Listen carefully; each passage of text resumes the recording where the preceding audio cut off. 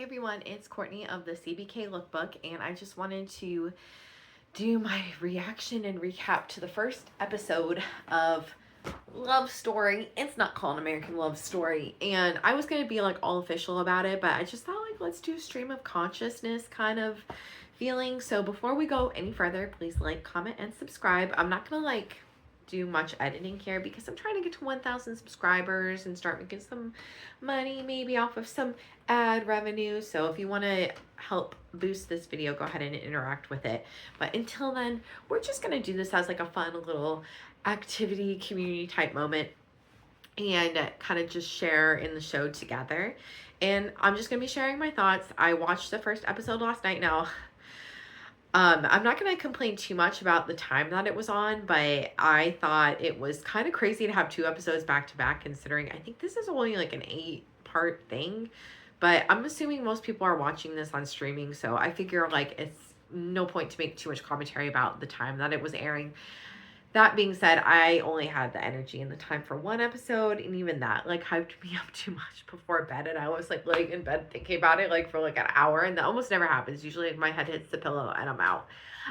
So I can't say I'll be watching it again at 9 p.m.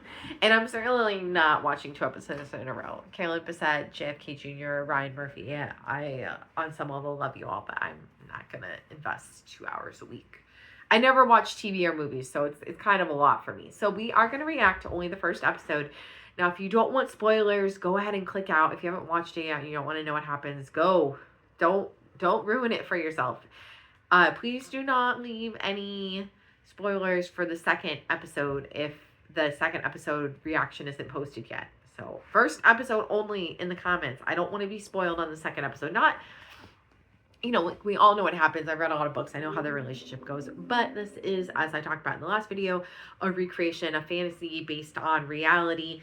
And apparently this book, which Ryan Murphy may or may not have actually read, because we'll get to that in a minute. But basically, it's a fictionalized version of their life. I know they say, oh, it was based on actual events and we filled in the gaps.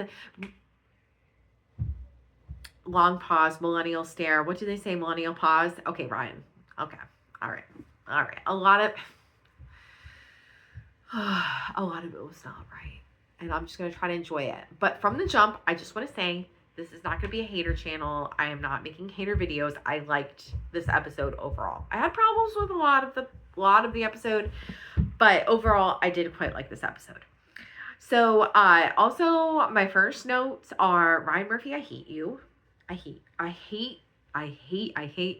that you open up the show with the plane crash. I knew you were going to do that. I said in my last video, I said, the one thing I hope he doesn't do is open it with a plane crash. One, it's a cheap trick. You're like, look, tragedy, like they are gone. This is how they passed away. Okay, we know, Ryan. Like you didn't, like, it was like a cheap trick to draw you in.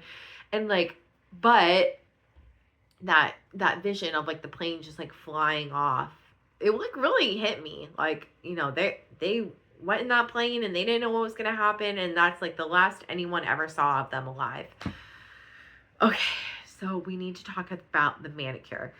The reason why I don't think Ryan Murphy actually read this book is because I'm 90% certain that Elizabeth Beller, who wrote this book, Once Upon a Time, debunked that the manicure thing was real. The plane was not late because she was changing her manicure twice.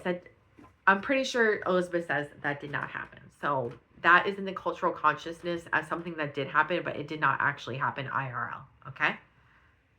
If I'm wrong, let me know. I could be wrong about some of the facts. Listen, I am an amateur historian here, doing my best, reacting to this TV show. I know just enough to be dangerous. Do you ever feel like that? Like, I know just enough, but I remember almost nothing. So, life. Okay. So the manicure story is not, to my recollection, is not accurate. It's a rumor. It wasn't real. The reason why they were late was because of traffic. Carolyn didn't want to go to this wedding. Rosemary, I don't know how to say her last name. I'm sorry. Terrazino, is that it? JFK Jr.'s assistant basically talked her into going to this wedding, which was, I think, John's, God. We're just having fun here. This isn't supposed to be a history channel. The wedding that they were going to, I think it was his cousin's wedding, Rory, right? she didn't want to go. And they kind of had a strong armor into going, which is like makes it even more tragic than it already was. And both, her and her sister Lauren and JFK Jr. were the ones that died on that flight. Okay, so it wasn't because of the manicure. It was because the weather changed. They didn't check the weather before they left. Where they were flying over in Martha's Vineyard was notoriously terrible for flying. Like, terrible, like, awful. Like, if you read about this one spot, it's like the freaking Bermuda Triangle of New England. Not good for lots of plane crashes. And I think it was like John was only just at the point where he was allowed to be flying without a co-pilot. And he also had a broken ankle. And he's a daredevil. So all those things, I mean, honestly, I feel like people aren't going to like what I have to say. I don't like that Carolyn gets blamed for why the plane crashed, which is what it seems like is being insinuated by the manicure thing. That's not why the plane crashed, okay? Not why the plane crashed. Okay, let's move on from that. We're going to drop it. We're going to let it be. Now, Ryan takes us back to, 7 years later. And we're young and we're sexy and we're in our 20s and we're in New York City and we're hot and we're half naked in bed because we're young and we're beautiful and we're blonde and we want people to watch the show, so we make it super. It was sexy, okay? I'm not going to lie. It was sexy. And yes, in the book, Elizabeth Miller does discuss about how Carolyn's room was always very messy. So I feel like maybe that was historically accurate. Good job. So one of the things I had a problem with, not a problem, but one of the things I just had a little note for them on, not that any of this could be changed now, but I thought the fashion offices were very sterile, and I feel like anytime I've seen pictures or video from Calvin Klein of that era, like, it was always very, like, messy and chaotic and, lots of illicit drug use and cocaine going on, and I don't know. It just struck me as, like, a little bit too sterile for 90s fashion, at least from what I've read about it. Like, I always thought it was, like, more chaotic, more grungy, like, drug-addled kind of environment, and it was just a little sterile. It was just a little sterile for me. And right off the bat, they go into this thing about, Carolyn's doing these pieces of dialogue that are like, basically like, she's a man-eater. Like, I'm a man-eater, da-da-da-da. Like, they're just setting her up to be, like, a man-eater. And you know what? More power to her. She was single, dating around New York City, young, hot, in fashion. Why wouldn't you? Okay, let's just be real. If you could, why wouldn't you? If you were single and not, obviously making good choices, but also having fun, why wouldn't you? So it's set up like she's automatically just the hottest thing in the room and gets all the guys, and she did. She got a lot of guys from, what I've read. And, good for her, because JFK was out there doing the same thing. I don't know why people like to demonize Carolyn for doing it. JFK was doing it too. And they weren't even together, so why am I mad? I'm anticipating the criticism and our misogynist environment that this country is in right now. Like, oh, she did this, she did that, we hate her, boom. They were both single in their 20s and 30s in New York City in the 90s. Leave them alone, okay? Let the kids live, as they say. Okay, another thing I thought was off. I don't really remember reading that she was a smoker. I was really surprised that was such a big part of the story, because I looked up smoking and cigarettes in the index in this book, and there was nothing to be found. And I feel like if she was a smoker, that would have been mentioned. So did, like, that come up later? Did I miss something? Was there a point somewhere where someone said she had a cigarette once and Ryan Murphy just said, we're going to run with that? I don't know if she was actually a smoker. So that was, like I said, it was a little strange. And then they're doing little nods to the audience that's, like, really into Carolyn. Like, hey, we know she wore Egyptian musk, and we're going to tell you that we knew what her favorite perfume was. And we're going to get you to buy into this because, we want you to like the show and watch it every week. We want to tell you that we know what we're talking about. We're not going to mess this up. But you already kind of messed it up with the manicure story. It's okay. Moving on. Let's let go of the manicure. Okay, let it go. Courtney, let it go. God, this is going to be a mess. I can't tell if I love the show or if I hate it. I think I'm going to settle on I like it. And another thing I think they're doing pretty good is that they are developing both characters pretty well at the same rate. It seems like they developed Carolyn a little bit more and JFK a little bit less. Like, JFK's character just comes off as, like, this hunky, aloofish dude, which I don't really know if that was him or an act or just the way some people took him. I don't know.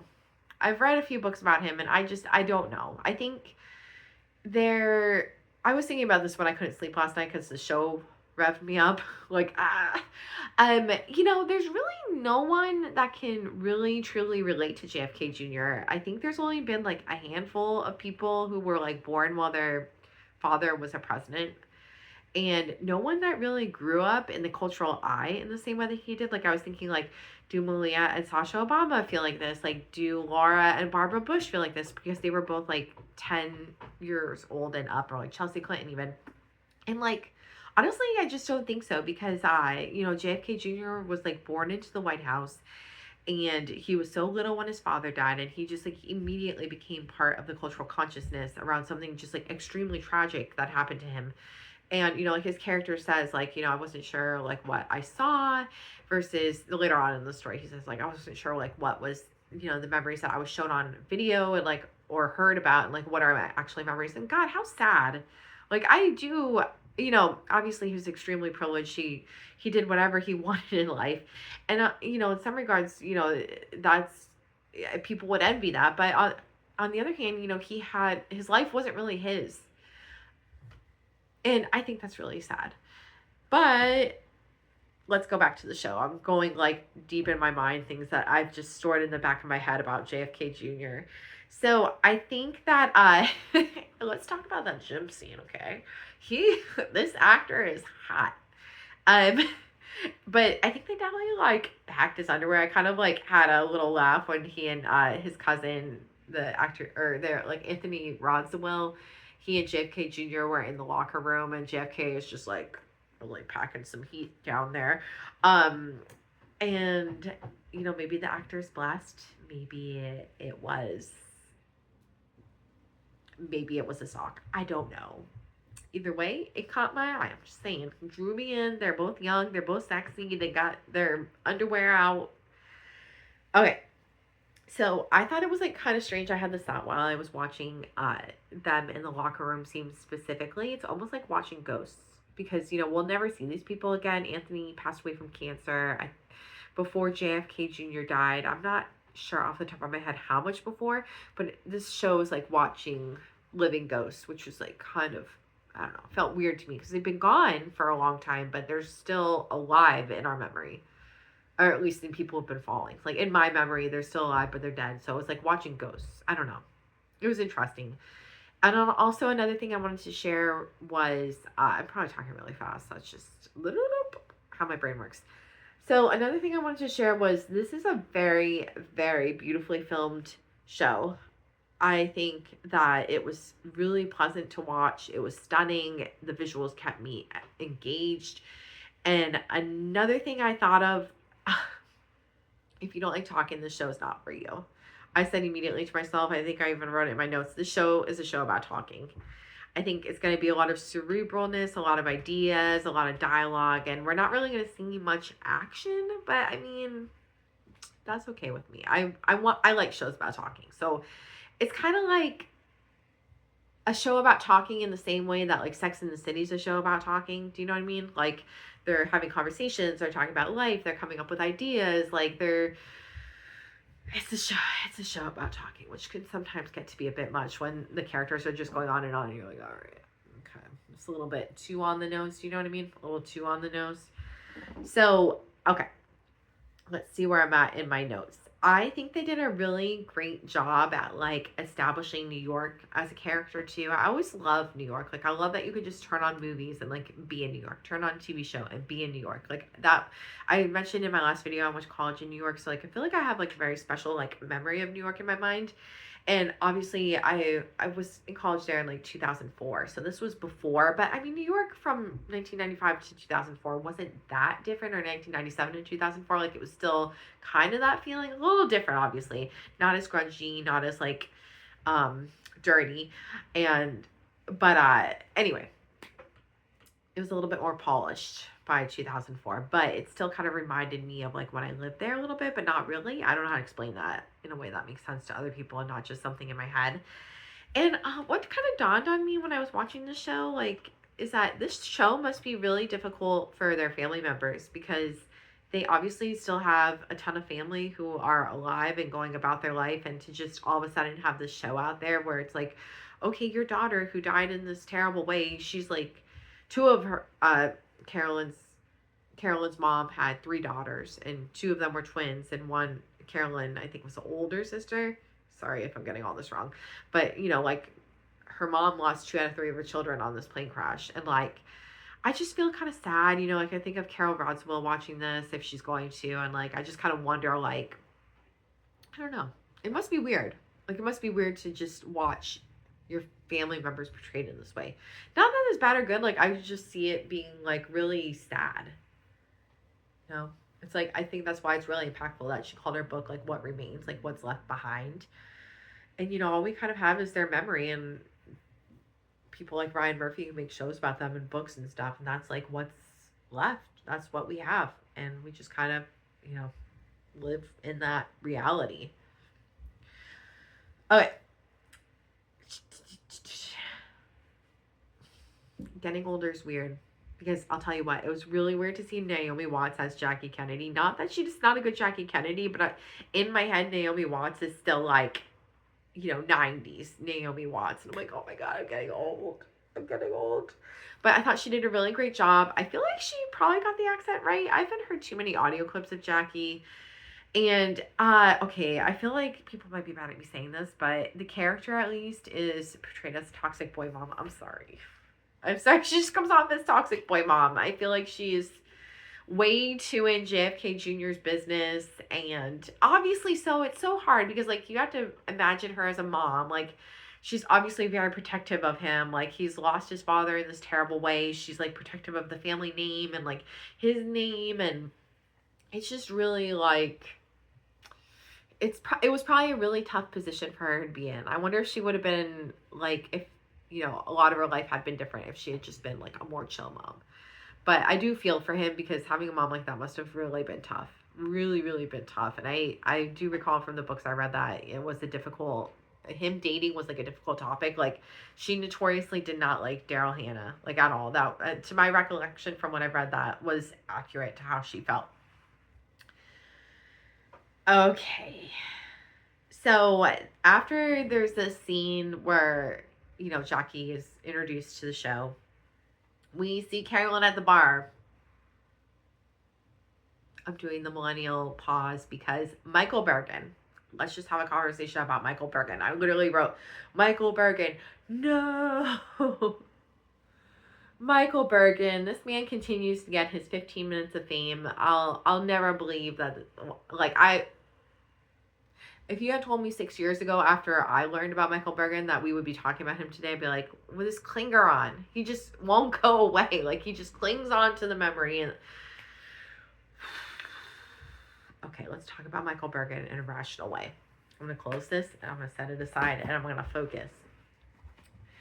Okay, so Michael Bergen, today, to my knowledge, is a real estate agent. But in the 90s, he says, boyfriend, girlfriend, dated, hooked up with Carolyn.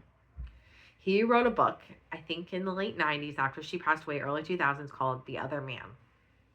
And a lot of this book has been debunked by Elizabeth Beller. There's a lot of this book that people think and have researched that is just not true. Like, I'm not going to go into it because it's a touchy subject in the Carolyn Bessette community. What do I think about Michael Bergen? One is they have to have a foil on the show to JFK Jr. It just can't be like JFK Jr. is so awesome and this couple is so hot. They have to have a show, right? So they have to create a plot where there's tension. Otherwise, this show's not going to work. So they have to introduce Michael Bergen in order for there to be some tension and some foil to JFK Jr. Because Michael Bergen, in terms of the show, is like the guy you mess around with, and JFK Jr., again, not saying this is a good way to look at dating, but she has to play the long game with JFK Jr., and Michael Bergen's just like her little plaything in the meantime. I'm not saying it's right. I'm not saying I agree. I'm not saying either one of these dudes were right for her, but I'm just calling it like it is. That's how the show is setting this up. And that is, I think, close to probably how she saw it, if I had to guess what she thought. Or maybe she wasn't thinking about it at all. I don't know. So immediately they set it up like she has more passion with Michael, and like she likes Michael and she's willing to like hook up with him, but she doesn't want anyone to know. Like I said, I think to Carolyn, Michael was probably just like a hookup, but Michael wrote this whole book, and I don't want to get into it because I feel like the book is like disrespectful to Carolyn's memory, because I don't think a lot of it is true. What I do think is true is that they probably did hook up, and he was more or less a scorned lover, and continues to live in the cultural zeitgeist as the foil to JFK Jr. until this day, apparently. So, listen, I understand why he has to be here, but I'm not happy. I'm not happy. Michael Bergen. That book is probably going to go up the New York Times book charts, although does that even matter, because isn't all that stuff bought anyway? So, anyway, his book is probably going to see a resurgence. He's probably going to be like, oh.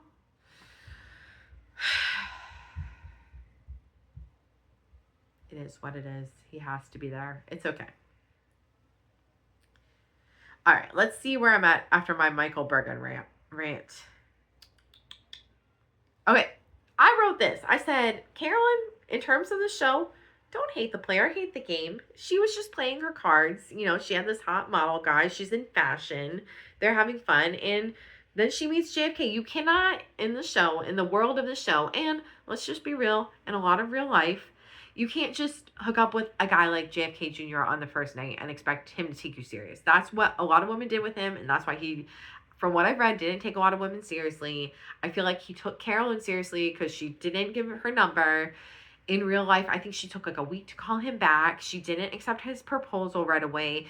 If they had hooked up on the first night, like the first time they met after that gala or whatever, he wouldn't have taken her seriously. Again, I feel like a lot of people are going to be mad at me. A lot of people aren't going to like what I'm saying. But it's like she had to really pace herself. But at the same time, I kind of wonder if she wasn't really that interested. Did you ever think about that? Like, maybe she wasn't even really that interested in him, which is like kind of bizarre. But I mean, like, people at the end of the day, yeah, he's famous. He was highly sought after to date in the city. And like, obviously he was so hot, but maybe she just wasn't that into him. Have we ever considered that? And that's fine. Like, listen, it's okay. I'm not saying that like it's a bad or good thing, but it like did dawn on me that like there was like this vibe of disinterest. And I don't know. Okay, so here's something. Okay, let's get these kids meeting. So she's with Bergen, and then okay. I'm not recapping this well because I'm just getting lost in my thoughts. So we have to get these two kids meeting. So they meet, supposedly. This isn't real life. This isn't actually how they met. At least it's not documented that they met this way. But they meet on the show as in words. So JFK Jr. goes to get a suit from Calvin Klein, and he meets Carolyn that way. Right? Is that what happened, or did the gala happen first? Okay. I'm so sorry. Wait, let me think about this. Reverse that. The gala, and all of this isn't real, which is why it's not cemented in my memory at all. So they meet at a gala, and then he goes to get a suit fitted, and it's all like supposed to be like sexy measuring and everything. Okay, so tell me what you guys think. Was the lack of chemistry performative, or were they not supposed to have chemistry at first? Because to be honest, as someone watching them, I just see two sexy people with like no spark. And I kind of wonder, like, is there supposed to be a spark? Like, is there chemistry there that other people are feeling and that I'm not? Or is it like, it's just two hot people, or like he's really into her and she's not into him? Is it like, do the actors actually have no chemistry, or are they playing like they have no chemistry because that's like how it was? To me personally, now just listen to me personally, I don't think these two actors had much chemistry to start with. And I wasn't sure if that was intentional, like, hey, just play aloof and like you're not into him, but it's just like this performative kind of, ooh, I'm measuring him. I didn't feel anything. And it's really interesting because I can't remember if I ended up posting this or not, but like I feel like I really like JFK Jr. and I really like Carolyn, but I do not like them together. I from everything I've read, I do not like them as a couple. And I kind of wonder if they're supposed to be like that vibe, like they got together, but they shouldn't have been together. Or is it like the chemistry is happening and I'm just like an idiot and I don't see it? Or is it like performative chemistry? Or is it like, oh, he's JFK, so of course I'm going to be acting like all sexy around him? I don't know. I don't know. I would love to hear what other people think, but I wasn't sure how much of it was like maybe the actors don't have chemistry versus maybe Ryan Murphy's trying to say that the people didn't have chemistry in real life, or maybe it's just me. I don't know. It was interesting. Okay, so after they meet at the gala, he goes and he gets a suit fitted, and everyone's like, "Oh, JFK Jr. Oh my God, let's take off all of our were people really like that? I mean, they must have been, right? Okay. So after that, he invites her out to dinner, and I love that they're at a restaurant with Christmas lights on the ceiling. I always love New York City restaurants with Christmas lights on the ceiling. I don't know why. I just love them, and I don't know. It was just something really little that probably didn't matter to most people, but I loved it. Okay. So, to get real with myself here, I love a man who's late. Not gonna lie. I pretend that I hate a man who's late, but if they're late, it's like, oh man, I'm so angry. And then you get all worked up and then they show up. So he's late and he arrives and Carolyn's about to leave and he's like, no, don't go. And, she's like about to head out. And I think, from what I read, one of the things that JFK Jr. liked about her was that she seemed to be one of the few people in his life that taught him, hair sticking straight up, that treated him like a real person. And if he was a real person and not JFK Jr., you would have waited. I think in the show they say she waited 30 minutes. I think you would have waited 15 and then left, and then you would never talk to the person again. But I think that he liked that she treated him like a real person. And later on in the show, there's this dialogue, I'll just get to it now, where Jackie is sitting with John and she's saying, like, you need someone who's going to support you, who's not already famous. And, basically, like, I said it's a little too on the nose. Like, the monologue was a little too on the nose for, like, you should date a woman like Carolyn. When actually, Jackie didn't like Carolyn. I don't think they ever met, but I think, like, what she had heard about Carolyn was that she didn't like her, I think. I'm pretty sure that's what I've read. She didn't like Carolyn, but they never met. Okay, so let's see where we are at.